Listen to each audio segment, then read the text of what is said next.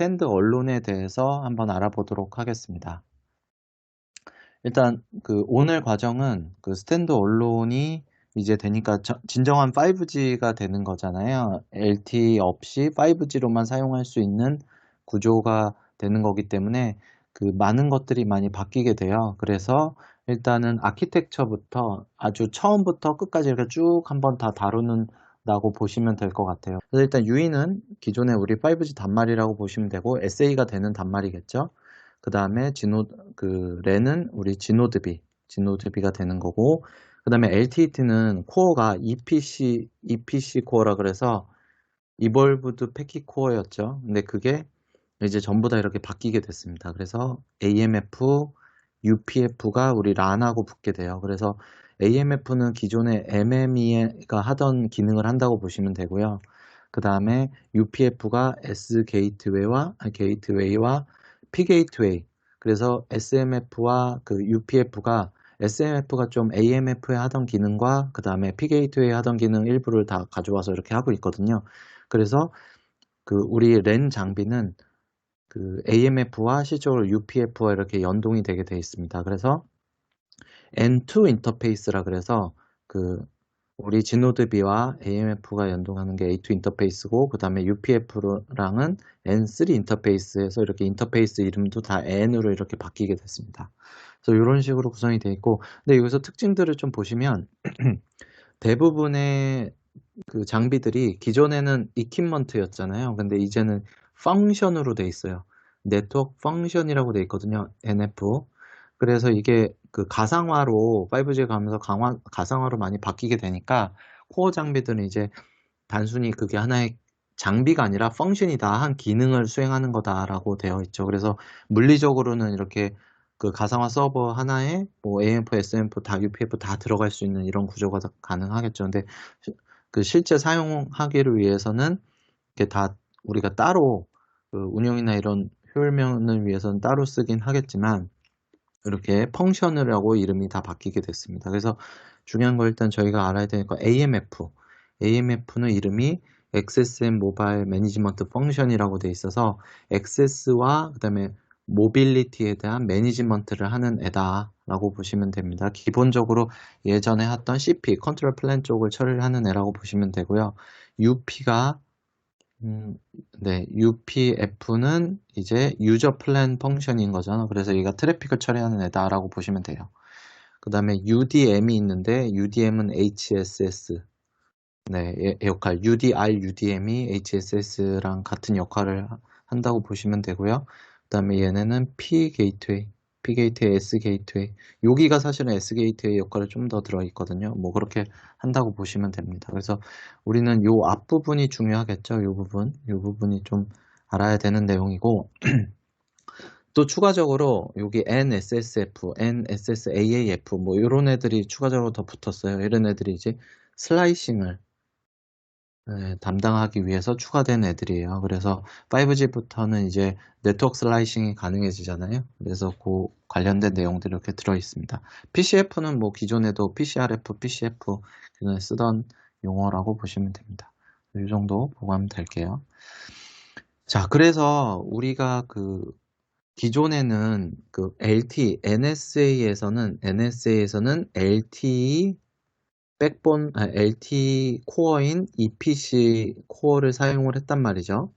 근데 SA에서는 5G니까 5GC 코어를 사용을 해요. 그렇게 되다 보니까 서로 간에 우리가 SA라 그래서 단독 SA 모드로 쓰는 게 아니라 기존의 NSA도 처리를 해주면서 SA가 돼야 되고, SA가 되면 그 다음에 또 얘는 LTE와 또 서로 간의 핸드오프라든지 서로 간에 운영을 해야 되잖아요. 그렇기 때문에 NSA와도 연동을 해야 되고, 그 다음에 LTE와도 연동을 해야 되기 때문에 인터워킹이 필요하거든요. 실제로는.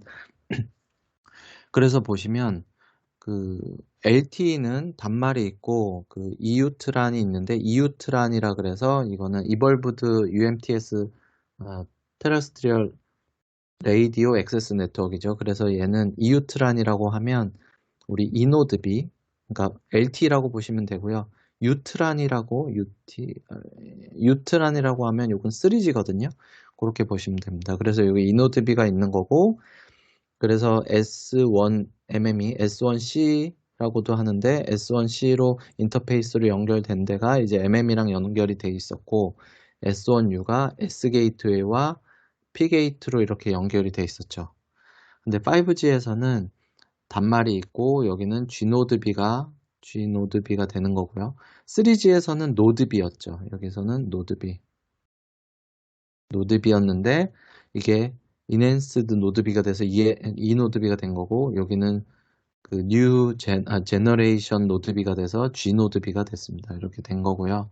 그래서 이때는 단말과 AMF 간의 인터페이스가 그 N1이라고 따로 주어졌고, 그 다음에 우리 기지국과 AMF는 N2, 그 다음에 P게이트야. 그러니까 여기는 S1U에 해당되는 거고, 여기는 S1C에 해당되는 거죠. N3 이렇게 주어졌습니다. 그래서 AMF는 이제 SMF와 연동을 하게 되는 거고요. 그래서 N11로 연동이 되고 UPF와는 이렇게 N3로 연동을 하게 되겠죠.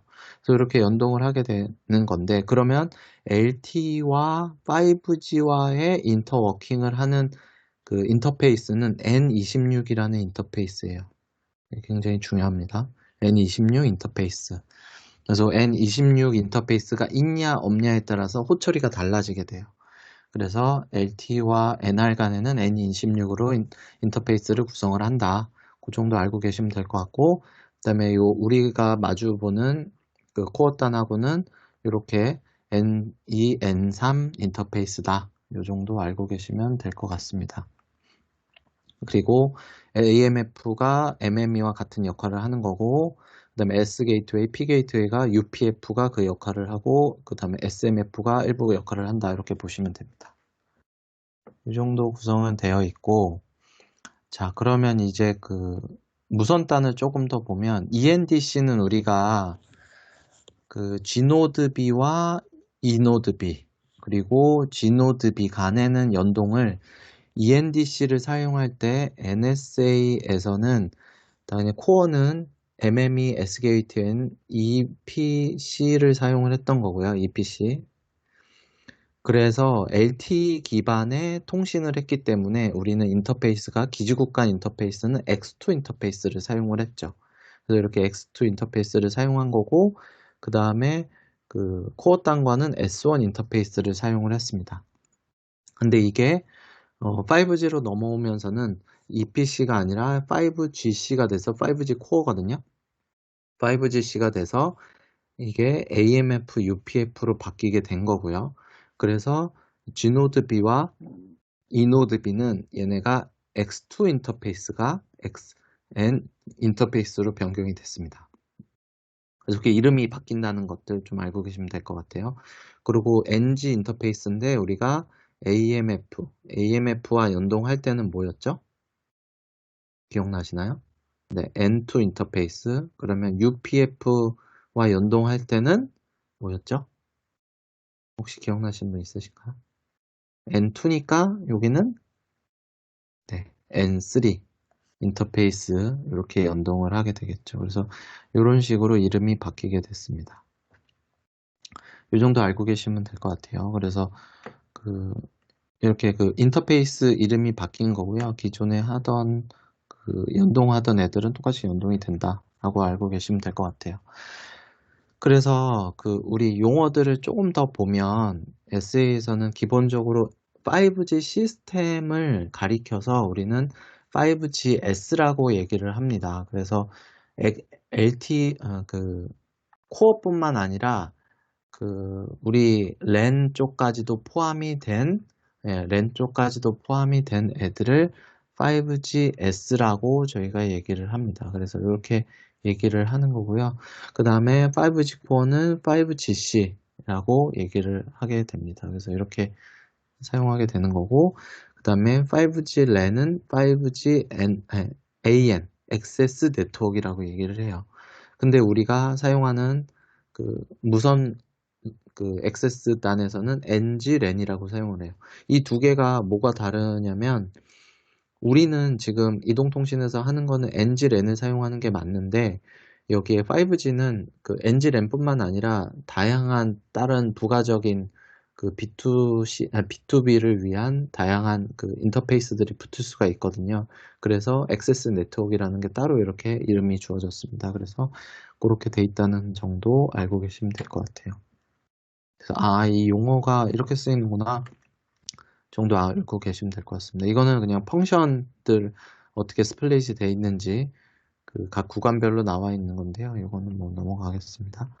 네, 요게 또 조금 중요해요. 여기서 보시면 이게 최근에 원래는 여기 FSS였어요. 그래서 아직 정의가 안 됐었는데 일단 확정이 됐고요. 보시면 그 얘는 RRC 아이들 상태가 있고 RRC 스테이터스를 보면 RRC 아이들이 있고 RRC 커넥티드 이렇게 있거든요. 그래서 RRC 아이들에서는 RRC 커넥티드로 이렇게 바뀌게 됩니다. 그리고 커넥티드에서는 다시 아이들로 바뀔 수 있게 되겠죠. 기존에 이건 똑같았던 거죠. 근데 RRC 인액티브라는 게 새로 만들어지게 됐어요. LTE 때는 RRC 인액티브가 없었거든요. 원래 3G 때는 이런 비슷한 게 있었어요. 그 우라 PCH, 뭐 PCH, FACH 뭐 이런 모드가 있어서 커넥티드 상태에서 이건 아이들에서 넘어갈 수 있는 건 아니에요. 아이들에서는 못 가고 커넥티드 상태에서만 이렇게 왔다 갔다가 할 수 있게 되어 있다고 보시면 돼요. 그래서 그 RRC 인액티브가 되는 거는 뭐냐면 단말이 그 CM 커넥티드가 돼서 얘가 일단 그 IP 세션은 다 받고 그 다음에 코어와 연동은 되어 있는 상태지만 무선 단을 다 끊는 거예요. 그러니까 RF의 리소스는 사용하지 않습니다. 그래서 RF 리소스는 사용하지 않으니까 단말은 커넥티드 상태지만 리소스는 사용하지 않으니까 단말 배터리도 줄여줄 수도 있고 그리고 그 얘 같은 경우는 이제 그 다른 괜히 불필요한 자원도 덜 사용하고 이런 용도로 사용이 되는 거고요. 굳이 아이들로 가지 인액티브가 뭐하러 필요한 거예요. 근데 대신에 인액티브 상태이고 이미 다 시즌이 맺어져 있는 상태이기 때문에 여기서 다시 커넥티드로 갈 때 되게 빠르게 넘어갈 수가 있죠. 그래서 그런 용도로 인액티브가 새로 만들어지게 됐습니다. 그리고 여기서 타임이 만료되면 릴리즈가 돼서 아이들로 다시 바뀔 수 있는 그런 구성이 되어 있어요. 그 다음에 RRC 인액티브일 때는 RNA라 그래서 그 RNA라 그래가지고 우리 타우랑 좀 다르게 액세스 단에서만 위치 등록을 계속 알려줄 수 있는 기능이 들어가 있어요. 그래서 코어 쪽에는 전달은 하지 않지만 각 기지국별로 이 단말이 인액티브 상태일 때 이동을 할 때 어느 위치에 있다는 것을 알려줄 수 있게 하는 거예요. 그렇게 되면 이제 그 페이징이 내려오거나 했을 때 단말을 어딘지 깨우거나 하기가 쉽게 되는 거죠. 그래서 이 그 RNA 기능이 이렇게 추가가 되었습니다. 그래서 RNA 기능을 통해서 단말 위치를 그 랜 파트에서만 기지국에서만 어디인지 이렇게 찾을 수 있는 그런 기능이 구성이 되어 있습니다. 그래서 지금 보시면 여기 EU트란에도 이렇게 5G 넘어가면서는 이렇게 RRC 인액티브가 생성이 됐어요. 기존에는 없다가. 그래서 이렇게 됐고, RRC 그 인액티브가 돼서 얘네들 간에는 서로 이렇게 리셀렉션, 5G와 그 EU트란 간의 리셀렉션이 가능하고, 핸드오버도 가능하고. 근데 핸드오버를 하려면 N26이 있을 때와 없을 때 간의 핸드오버이 달라지게 되겠죠. 뭐 그런 기능들이 다 가능하게끔 이렇게 구성이 되어 있습니다. 질문 없으시죠? 네, 일단 넘어가도록 하겠습니다.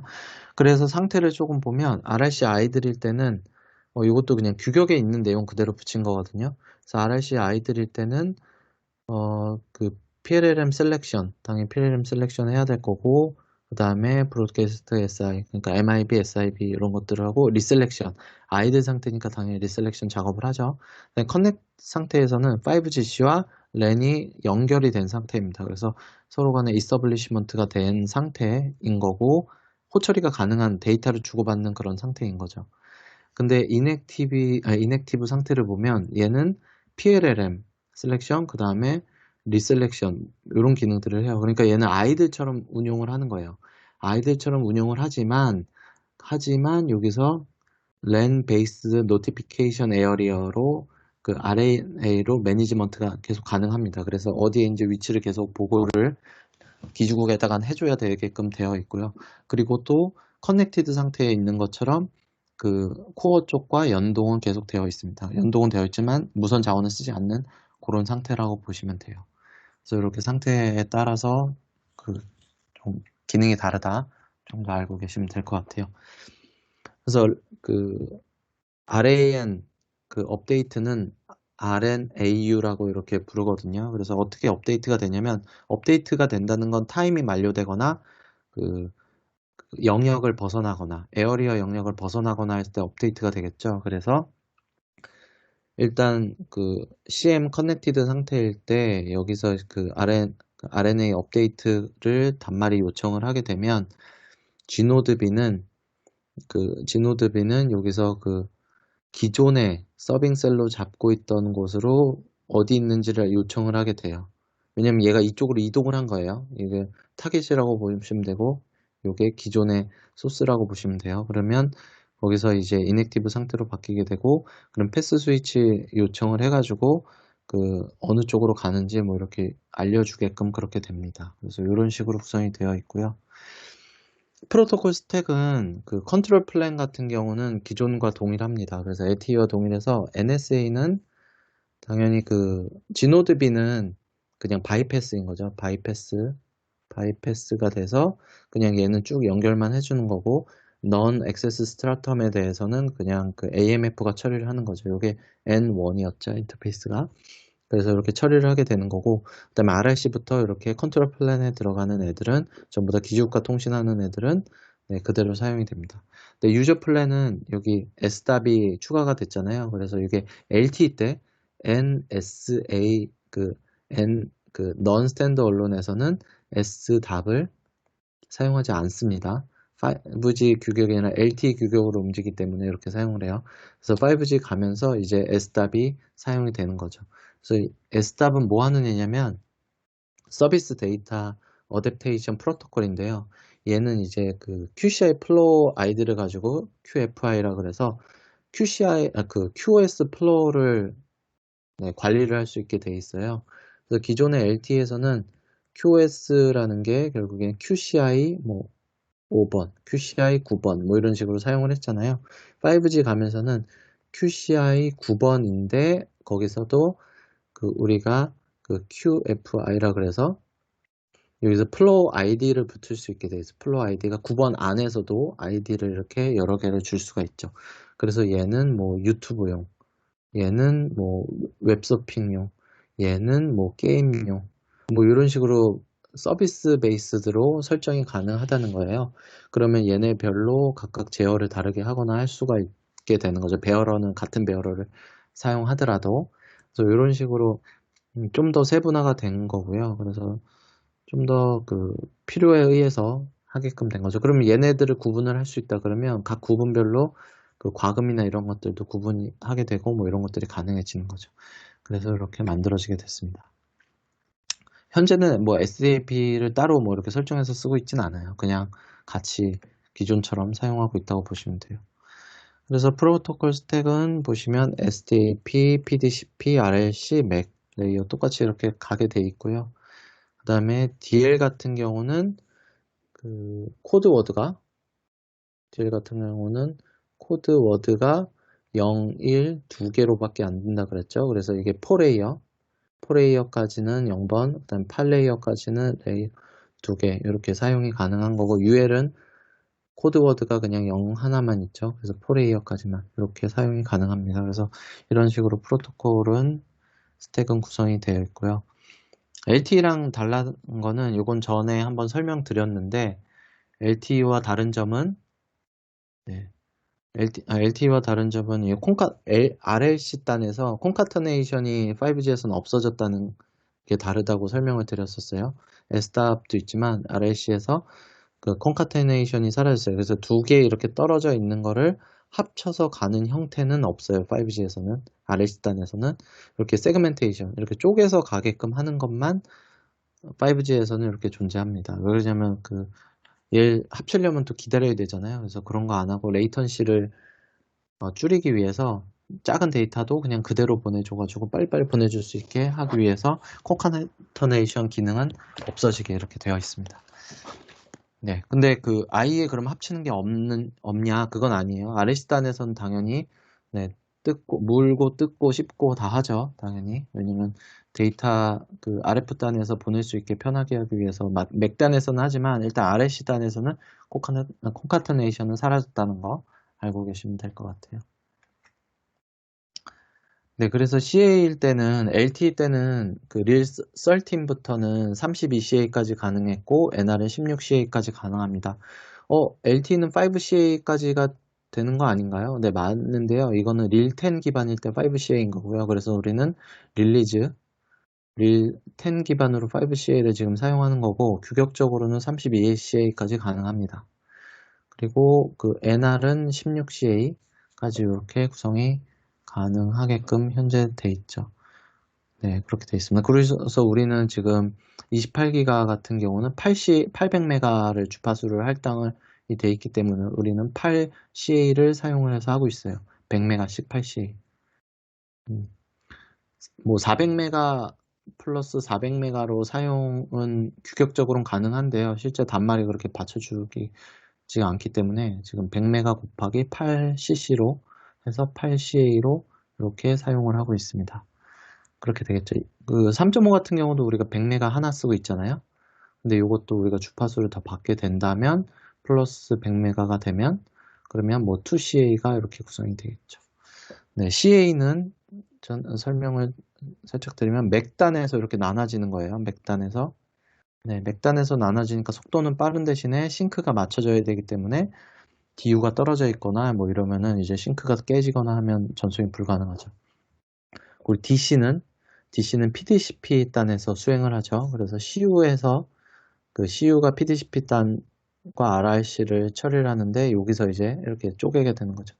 그래서 여기는 LTE, RLC, 그 다음에 5G, RLC 이런 식으로 쪼개는 게 DC인 거고 그 CA는 맥단에서 처리를 한다. 그 정도 알고 계시면 됩니다. 그래서 둘 간에는 조금 많이 달라요. PDCP 단에서는 싱크를 맞춰줄 필요는 없기 때문에 서로 간에 싱크가 달라져도 네, 그 서로 데이터 전송이 가능한 장점이 있죠. 그리고 이기종 간에도 가능하고 CA는 이기종 간에는 안 되겠죠. 당연히 스케줄링을 해주는 단위이기 때문에 이기종 간은 불가합니다.